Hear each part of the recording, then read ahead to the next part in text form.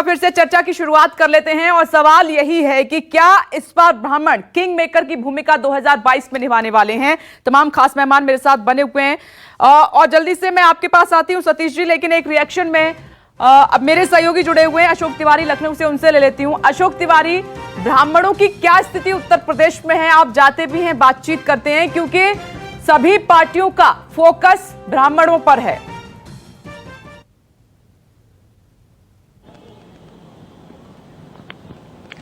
देखिए, इस बात में कोई संदेह नहीं है कि उत्तर प्रदेश में ब्राह्मण राजनीति में बहुत अहम भूमिका निभाते हैं, क्योंकि सिर्फ ब्राह्मण वोट नहीं करते बल्कि ये माना जाता है कि कई जातियों को प्रभावित करते हैं वोट करने में। और यही वजह है कि उत्तर प्रदेश में तमाम सारी पॉलिटिकल पार्टीज, चाहे बहुजन समाज पार्टी हो, समाजवादी पार्टी हो, कांग्रेस हो, बीजेपी हो, ये समय समय पर कोई ऐसे कदम उठाते हैं जिससे खासकर ब्राह्मण वर्ग में ये मैसेज दिया जा सके कि ये पॉलिटिकल पार्टी उनकी हितैषी है। आप देखिए कि जब शुरुआती दौर में बीएसपी ने सबसे पहले ब्राह्मण सम्मेलन की शुरुआत की और तकरीबन आप कहिए कि पूर्वांचल के बहुत सारे जिलों को उन्होंने अभी तक कवर भी किया है। उसके बाद समाजवादी पार्टी के राष्ट्रीय अध्यक्ष अखिलेश यादव ने कुछ ब्राह्मण नेताओं के साथ पार्टी के ऑफिस में बैठक भी की थी, जिसमें खुद प्रोफेसर अभिषेक मिश्रा जी भी मौजूद थे। उसमें माता प्रसाद पांडे जो पूर्व विधानसभा अध्यक्ष हैं, इसके अलावा सनातन पांडे समेत तमाम सारे जो समाजवादी पार्टी के ब्राह्मण चेहरे माने जाते हैं, उनको उस बैठक में बुलाया गया था। और उस दिन भी ब्राह्मणों को लेकर खासतौर पर रणनीति तय की गई थी, चर्चा की गई थी कि उत्तर प्रदेश में सम्मेलन आयोजित किए जाएं। लेकिन यह जरूर है कि चूंकि कोर्ट का रोक है, इसलिए इस सम्मेलन को ब्राह्मण सम्मेलन नहीं कहा जाएगा। पिछली बार भी जब समाजवादी पार्टी की सरकार थी तो उस वक्त भी तमाम तरह के सम्मेलन आयोजित किए गए थे। मैंने खुद उसको समाजवादी पार्टी में कवर किया था, उसको प्रबुद्ध वर्ग सम्मेलन नाम दिया गया था। और मुझे लगता है वो पहला मौका था जब समाजवादी पार्टी ऑफिस के अंदर शंख बजाए गए थे। तमाम सारे धर्मगुरु उस दिन पॉलिटिकल जो समाजवादी पार्टी का दफ्तर है वहां पर मौजूद थे। खुद मुलायम सिंह यादव जी उसकी अध्यक्षता कर रहे थे, अखिलेश यादव जी भी वहां मौजूद थे। तो ये कोशिश जरूर की जा रही है तमाम सारी पॉलिटिकल पार्टीज की तरफ से कि खासतौर पर जो ब्राह्मण वर्ग है, जो कि आप कह सकते हैं जो माना जाता है कि वो एक खुद वोट नहीं करते बल्कि और दूसरे जो कास्ट है उनको वोट करने के लिए प्रभावित भी करते हैं, एक माहौल बनाते हैं। तो फिलहाल उनको अपने पक्ष में लामबंद करने के लिए पूरी कवायद देखी जा रही है। बीएसपी का ब्राह्मण सम्मेलन लगातार चल रहा है और समाजवादी पार्टी का भी सम्मेलन शुरू होने वाला है। हालांकि नाम ब्राह्मण नहीं होगा, तो भले ही कोई पॉलिटिकल पार्टी इस बात को ना माने खुलकर कि वो जातिगत सम्मेलन है, इस सम्मेलन को लेकर वो बदल देंगे नाम को। मैं आ रही हूँ राजीव, एक छोटा सा रिएक्शन मैं चाह रही हूँ और उसके बाद जल्दी से मैं सतीश जी के पास आऊंगी। राजीव, ये मेरे पास सीटों के हिसाब से ये संभावित वोटिंग परसेंटेज है जिसमें 2019, 14 और 17 तीनों में ब्राह्मणों की पसंद बीजेपी रही है। तो क्या 2022 में एक खिलाफ माहौल बनाने की भी कोशिश की जाएगी? क्योंकि तमाम विपक्षी पार्टियां ये कह रही हैं कि दुर्गति हुई है ब्राह्मणों की उत्तर प्रदेश में, जो वादे किए गए उस हिसाब से बीजेपी ने काम नहीं किया, और ऐसा था तो फिर बीजेपी क्यों पसंद रही?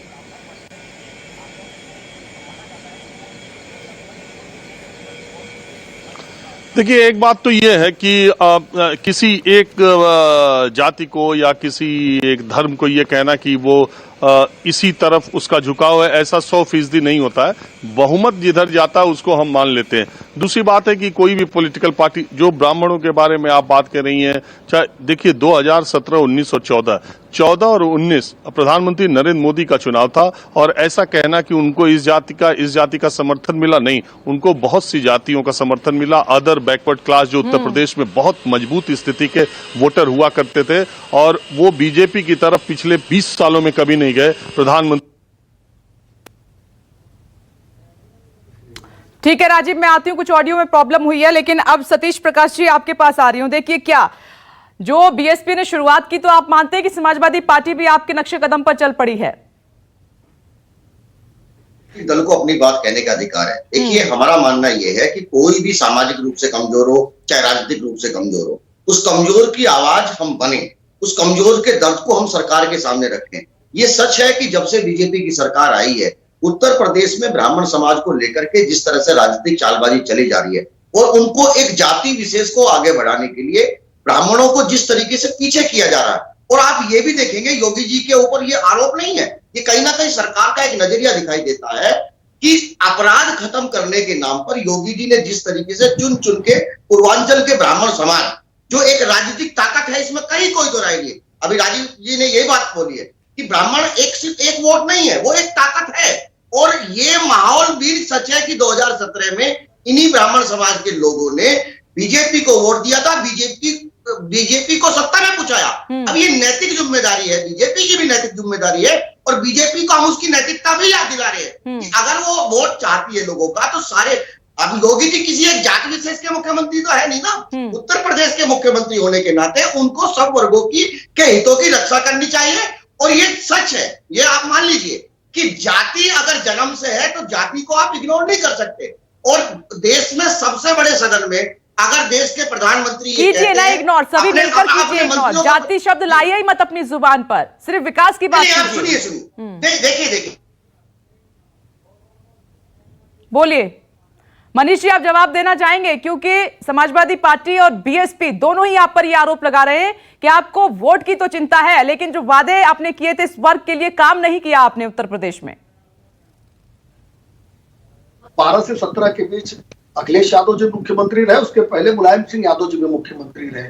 लोक सेवा आयोग की जब लिस्ट निकलती थी तो 4-5 जिलों के चंद लोग उसमें जगह पाते थे। जो पोस्टिंग्स होती थी वो भी लोगों ने देखा है किस तरीके से जाति और धर्म का नंगा नाच होता था समाजवादी पार्टी के समय में।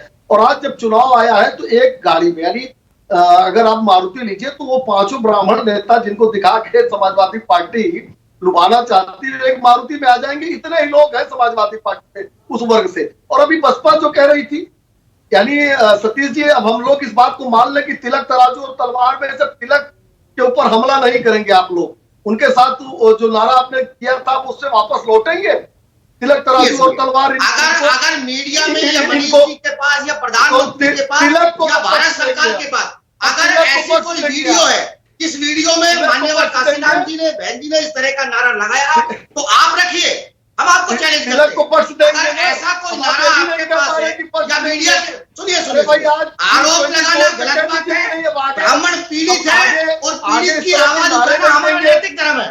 हम मान्यवर काशीनाथ जी की विचारधारा पे चलने वाले लोग हैं और हमारा ये स्पष्ट मानना है कि जितनी जिसकी संख्या वाली उसकी हिस्सेदारी, और हमने ये करके भी दिखाया। हमारी ब्राह्मण समाज की बात नहीं करे। अभी हम पिछले वर्ष में भी सम्मेलन करेंगे, अभी हम किसानों का भी सम्मेलन करेंगे, अभी पश्चिम उत्तर प्रदेश में अभी जिस जाट समाज को। एक मिनट रुकिए सतीश जी, मनीष जी को कंप्लीट करने दीजिए। 5 सेकेंड मुझे कंप्लीट कर लेने दीजिए। और अभी अगर आपके मन में इतना प्यार था तो हमने तो कभी नहीं सुना कि ब्राह्मणों इकट्ठे हो जाओ। 2019 के चुनाव में सहारनपुर में मायावती जी अखिलेश यादव की मौजूदगी में किसको एकत्रित कर रही थी कि मुसलमानों इकट्ठे हो जाओ, भाजपा को हराना है। तो ये जो आपका चेहरा है जनता जानती है। जाति और धर्म की राजनीति मत करिए सतीश जी, विकास की बात करिए। हमारी 5 साल की सरकार चली है, हमसे हमारा काम पूछिए, हम रिपोर्ट कार्ड रखेंगे, उसके आधार पर जनता के सामने जाएंगे आशीर्वाद के लिए। और अभिषेक जी कुछ कहना चाह रहे हैं आप किसी बात पर? रिपोर्ट कार्ड का आपने जिक्र किया तो अभिषेक जी ने उंगली उठा दी। बोलिए अभिषेक जी। 2 चीजें हमें ध्यान देनी चाहिए जो भारतीय जनता पार्टी कह रही है यहां बैठ के। एक, मैं चाहता हूं आपके माध्यम से पूरा हिंदुस्तान सुन रहा हो कि जब चर्चा ब्राह्मण पे हो रही थी तब भारतीय जनता पार्टी के प्रवक्ता बार बार मुसलमान बीच में ला रहे थे। तो इनकी पुरानी आदत है, सिर्फ इन्होंने नहीं किया, इनके शीर्ष नेतृत्व ने उत्तर प्रदेश जब चुनाव लड़ने आते हैं तो वो हिंदू मुसलमान की बात करते हैं, मंदिर मस्जिद की बात करते हैं, कब्रिस्तान और शमशान की बात करते हैं, रमजान और दिवाली की बात करते हैं। इन्हें कहीं ना कहीं ये व्हाट्सएप पे मैसेज आ जाता है डिबेट के बीच में कि क्या भाई मुसलमान का मुद्दा नहीं लाए आप मुसलमान का मुद्दा नहीं लाए, आप मुसलमान ला दो जिससे कि देश को लड़ाया जा सके उस पर। पहली बात। दूसरा, तो आपने काम की बात की, आप हमारे व्हाट्सएप में कैसे देख लेते हैं? 5 सेकंड आप 5 सेकंड कह रहे थे ना, 5 सेकंड सुनने का धैर्य रखिए मनीष जी। हमारे व्हाट्सएप में घुस कैसे गए ये बता दीजिए। फिर वही मैं चुप हो जाता हूं, आप बोलिए कि प्रोफेसर अभिषेक मिश्रा। नहीं अभिषेक जी, कब्रिस्तान की बात 2017 में किसने की थी वो तो आपको मालूम है, इसका जिक्र छोड़ दीजिए आप। नहीं ये शमशान और कब्रिस्तान का मुद्दा बड़ा हो गया था 2017 में और खिलाफ वोट पड़ा था। ये किसने की थी आप पता कर लीजिएगा, आपके पास रिकॉर्ड होगा, आपने चलाया भी था उस समय। किसने की थी? इनके शीर्ष नेतृत्व ने की थी, हम बताते हैं, ठीक है ना। अब जो रिपोर्ट कार्ड की बात कर रहे हैं इनसे ये पूछ लीजिए कि क्या आपके चैनल ने, न्यूज 24 ने कभी नहीं चलाया कि कितनी मौतें हुई उत्तर प्रदेश में बिना ऑक्सीजन के? और भारतीय जनता पार्टी का ये आप कैसे कह सकते हैं अभिषेक जी? ये कैसे कह सकते हैं कि न्यूज 24 ने नहीं दिखाया? न्यूज 24 ने हर एक आंकड़े को दिखाया है, हर राज्य की तस्वीर दिखाई है। इसमें यह मत कीजिए कि हमने उत्तर प्रदेश को अलग कर दिया, ये गलत कह रहे हैं आप। मैं तो आपके हक में बोल रहा था, मैंने यही कहा कि आपने भी दिखाया है, आपने लगातार, वो आपने अच्छा कि आपने मेरी बात कंफर्म कर दी कि आपने दिखाया है। मैं भी यही कह रहा था, आपने लगातार दिखाया है। और भारतीय जनता पार्टी का शीर्ष नेतृत्व पार्लियामेंट में कह रहा है कि देश में एक भी आदमी की मौत ऑक्सीजन की कमी से नहीं हुई। आप बताओ जो आपने दिखाया, अगर गलत दिखाया हो तो आप बता दो। आपने अभी अभी कहा कि मैंने दिखाया है।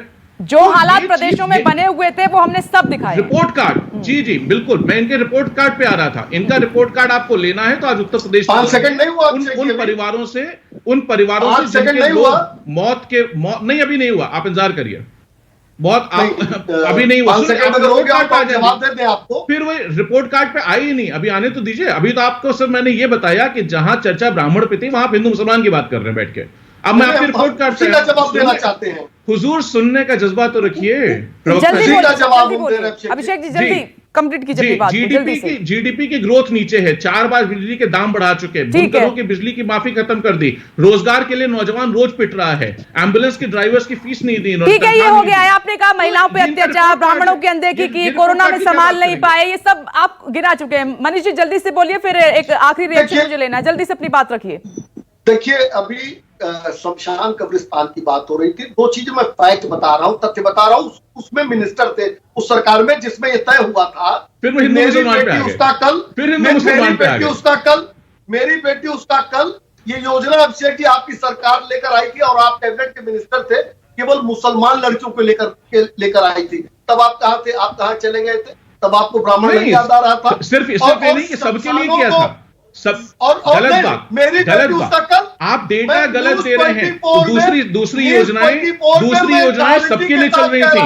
फिर वही बात, अशोक तिवारी रिपोर्टर एक खड़े हैं, लखनऊ में रहते हैं। नहीं ठीक है, ऐसे नहीं, एक एक करके बात करेंगे। राजीव, आखिरी कमेंट आपका, जो आप बात कह रहे थे कंप्लीट नहीं हुई थी।